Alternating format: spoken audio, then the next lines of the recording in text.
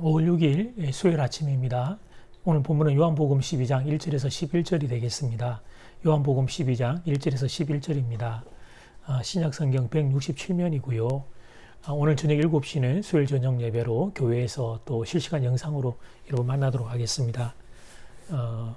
제가 사택에서 아내의 도움을 받아서 지금 이제 새벽 영상을 촬영하고 있는데, 아파트다 보니까 이렇게 경비실에서 전체 공지 방송이 나오곤 할 때가 있어요. 그래서 두 번씩 녹화할 때가 있는데, 오늘도 그래서 한 10분 녹화하고 그래서 다시 한번 여러분처럼 녹화하게 됩니다. 말씀 들을 때 여러분 기도해 주시면 좋겠어요. 제가 말씀 보겠습니다. 6월절 전에 예수께서 베다니에 이르시니 이곳은 예수께서 죽은 자 가운데서 살리신 나사로가 있는 곳이라. 거기서 예수를 위하여 잔치할새 마르다는 일을 하고 나사로는 예수와 함께 앉은 자 중에 있더라. 마리아는 지극히 비싼 향유 곧 순전한 나도 한 근을 가져다가 예수의 발에 붓고 자기 머리털로 그의 발을 닦으니 향유 냄새가 집에 가득하더라.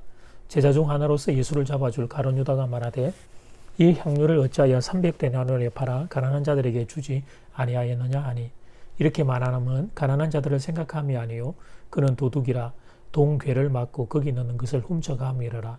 예수께서 이르시되 그를 가만두어 나의 장례할 날을 위하여 그것을 간직하게 하라.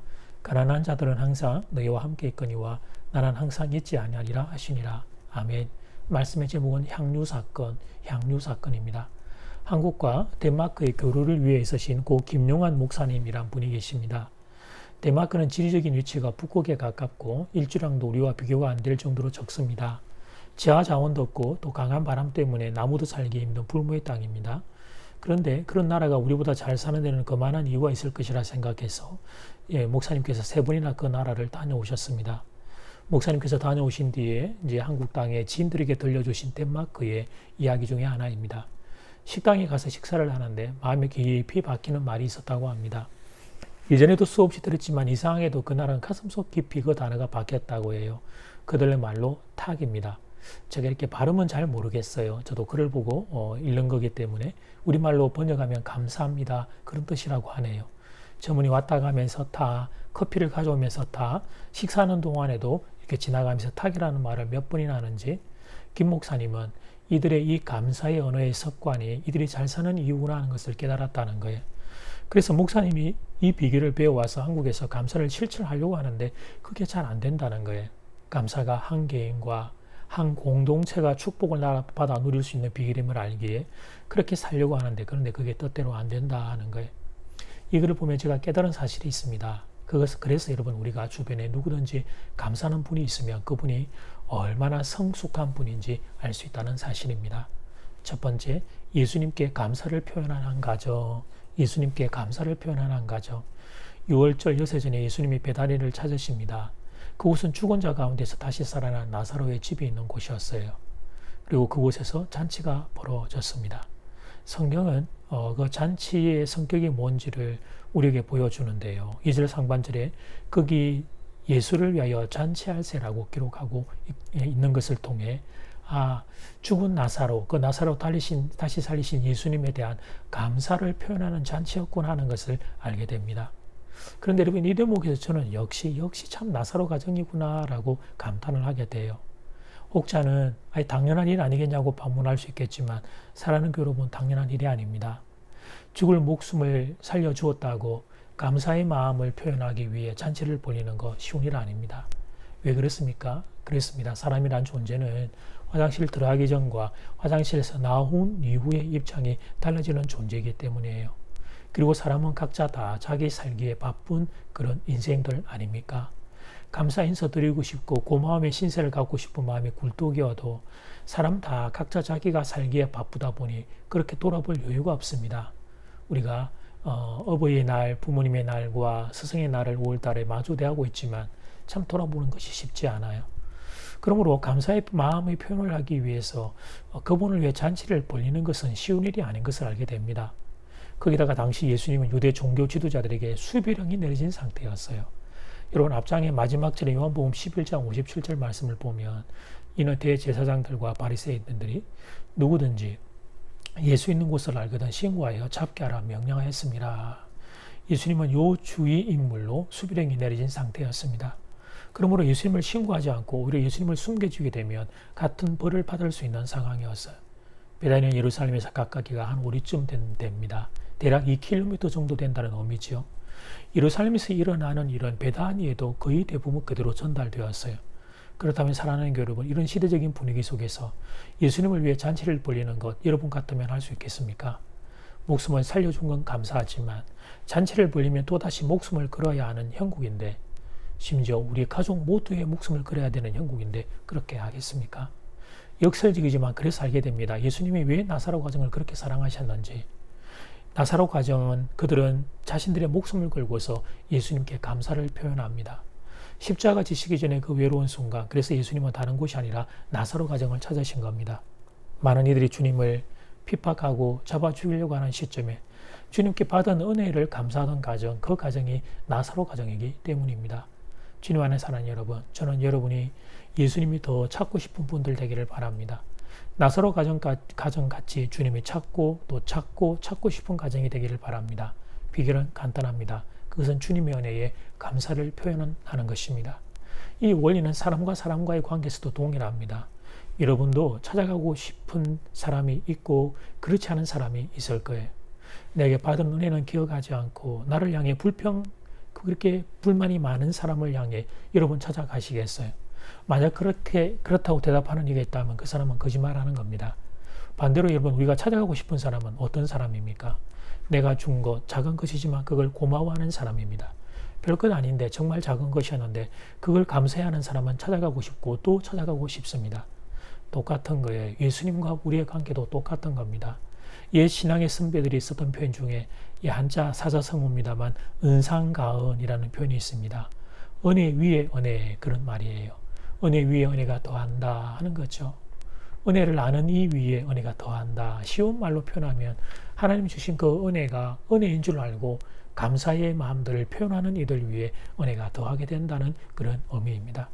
지금 내게 만약에 감사가 없으면 간단합니다. 은혜를 잃어버렸기 때문이에요. 그런데 여러분, 비극은 거기서 끝나지 않아요. 은혜가 없어서 지금 내가 감사가 없는 데서 끝나지 않아요. 그래서 감사가 여러분 지금 내가 얻게 되면 뒤에 이어 찾아올 은혜도 차단되게 되는 겁니다. 주님 안에 사랑 여러분, 여러분은 예수님께 감사의 마음을 종종 표현하고 사십니까? 예수님 감사합니다. 하나님 감사합니다. 이 말을 하루에도 몇 번씩 하십니까? 그리고 예수님께 여러분의 마음을 담아 감사의 잔치를 올려드리며 사십니까? 예수 믿는 것에 대하여 이 시대는 용기가 많이 필요한 시대입니다만, 그래서 여러분 혹시 내가 예수 믿는 사람인 것 숨기며 살지 않습니까? 저는 여러분이 예수님 사랑하며 예수님께 감사를 표현하는 복된 인생들 되기를 주 이름으로 축복합니다. 아멘. 두 번째, 예수님을 사랑한 한 여인, 예수님을 사랑한 한 여인. 잔치 가운데 마리아가 독특한 행동을 하나 합니다. 3절 말씀, 마리아는 지극히 비싼 향유, 곧 순전한 나도 한 그릇을 가져다가 예수의 발에 붓고 자기 머리털로 그의 발을 닦으니 향유 냄새가 집에 가득하더라. 감사 잔치를 벌리는 것만으로도 부족했나 봅니다. 너무 감사해서 그 마음을 마리아가 독특한 행동으로 표현합니다. 여러분 지금 마리아의 행동 중에 여러분 보시기에 뭐가 가장 어려운 행동이라 생각하셔요? 오늘 본문에는 한 두 가지가 있죠. 첫째는 이제 향유를 붓는 거였고요. 두 번째는 이 여인이 머리털로 예수님의 발을 닦는 것이었는데 이 둘 중에 무엇이 어렵다고 생각하십니까? 저는 남성이기에 여인의 머리털이 지니는 의미를 정확히 모르겠습니다만 여인이 자신의 머리털로 다른 사람의 발을 닦는 것은 쉬운 일이 아니었을 겁니다. 다른 복음서를 보면 그 발에 입을 맞추었다는 표현도 있는데 그것도 쉬운 일은 아니었을 거예요. 그러나 사랑하는 교회 여러분, 오늘 이 3절 말씀의 행동 중에 정말 어려운 것은 향유를 붓는 거예요. 향유를. 근데 지금 제가 드리는 이 말 앞에 아니 목사님 향유 붓는 게 뭐 그리 어렵습니까? 그냥 가 부으면 되죠. 이렇게 반문하는 분들이 계신다면 그 이유는 그 향유가 자기 게 아니라서 그렇습니다. 자기 향유라면 그렇게 생각할 수 없습니다. 그래서 5절을 보면 가룟 유다가 300데나리오라는 것을 왜 허비하느냐고 항의하고 있지 않습니까? 300데나리오는 당시 근로자의 1년치 품삯에 해당하는 가치였습니다. 1년 연봉이라는 거예요. 그런데 여러분 그 비싼 것을 또 오늘 본문은 이것이 지극히 본문이 3절이 말씀하고 있죠. 지극히 비싼 것이다. 그리고 순전한 순전한 것이었다라고 그렇게 성경이 오늘 이 향유가 얼마나 귀한 것인지를 보여주는데 이 비싼 것 귀한 것을 한순간에 부어서 그냥 여러분 사라지게 했으니 가룟 유다의 말 틀린 건 아닙니다. 그거 팔아 가난한 이들을 위해 구제에 사용하면 좋겠지요. 그런데 왜 여인은 이런 바보 같은 여러분 계산을 하지 못하는 이런 바보 같은 행동을 했을까요? 같은 사건이 기록된 누가복음 7장 47절을 보면 이 여인이 이런 행동을 한 것에 대하여 예수님께서 이렇게 해석을 하십니다. 이는 그의 사랑함이 많음이라. 이는 그의 사랑함이 많음이라.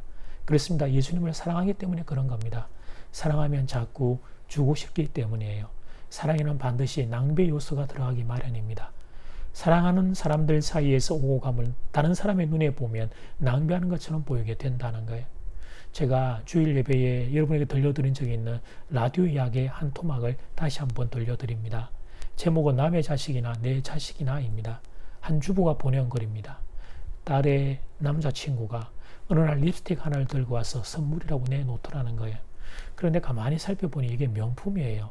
아무리 작은 립스틱이라고 하지만 값이 꽤 나가는 명품이어서 어디서 난 것인지 물어보았더니 딸의 남자친구가 하는 말이 엄마가 립스틱 선물을 많이 받아 그래서 자기가 하나 챙겨 나왔다 하는 거예요. 근데 아무리 생각해도 그 녀석이 몰래 들고 온 것 같아서 어른이 내가 이러면 안 되지 다시 돌려줘야지 그렇게 생각하고 며칠 뒤에 립스틱을 찾아니 립스틱이 없더라는 거예요.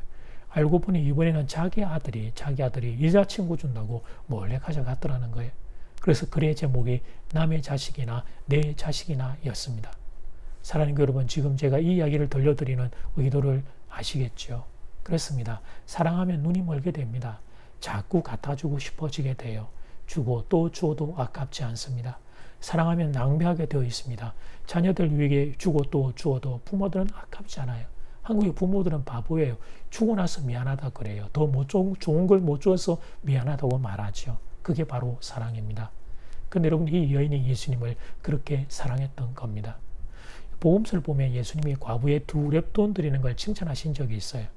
그런데 이 본문을 가지고 어떤 이들은 헌금의 양은 중요하지 않다라고 이렇게 주장하는 분들이 있는데, 사랑하는 여러분, 그 본문에서 예수님이 과연 그 이야기를 하신 걸까요? 아니에요. 주님은 그런 말씀을 하신 게 아니에게요.